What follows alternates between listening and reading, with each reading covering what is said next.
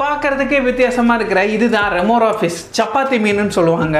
கடலுக்குள்ளே 1 அடியிலேருந்து 3 அடி வரைக்குமே வளரக்கூடியது. இது மற்ற மீன்கள்னால இது வேட்டையாடப்படலான்னு சொல்லிட்டு ஒரு யுக்தியை கையாளுது. அதாவது தன்னை விட பெரிய மீன்கள், ஏன் திமிங்கலங்கள், சுறாக்கள், டால்ஃபின் இது மேலாம் போய் ஒட்டிக்கிறோம். இது ஒட்டிக்கிறதுக்கேமோ இதற்கு தலைப்பகுதியில் ஒரு சிறப்பான பகுதி உள்ளது. அங்கே வந்து அழுத்தம் ஏற்படுத்தி ஒட்டிக்கிறோம். இது ஒட்டிக்கிட்டு 1 மாதம் 2 மாதம் கூட அது கூடயே பயணம் செய்யும். சரி, அப்போ இது என்ன சாப்பிடும் அப்படின்னு கேட்டால், இது சுறா மேலேயே ஒட்டி இருக்கு அப்படின்னா சுறாக்கள் வேட்டையாடும் பொழுது எஞ்சிய துண்டுகள் கீழே விழுல, அதை இந்த மீன்கள் சாப்பிட்டுக்கிறோம். அது மட்டும் இல்லை, இப்போ சுறாக்கள், திமிங்கலங்கள் இந்த சப்பாத்தி மீனை வேட்டையாடுகிறதா அப்படின்னு ஒரு கேள்வி வரலாம். ஆனால் வேட்டையாடுறது கிடையாது. ஏன் அப்படின்னா இந்த ஒரு ஆமைகளுக்கும் சுறாக்களுக்குமே இந்த மீனால் ஒரு சில நன்மைகளும் இருக்க தான் செய்யுது. இது ஒட்டிக்கிறது மட்டும் இல்லாமல் அதனுடைய இறந்த செல்கள் எல்லாத்தையுமே சாப்பிடுது.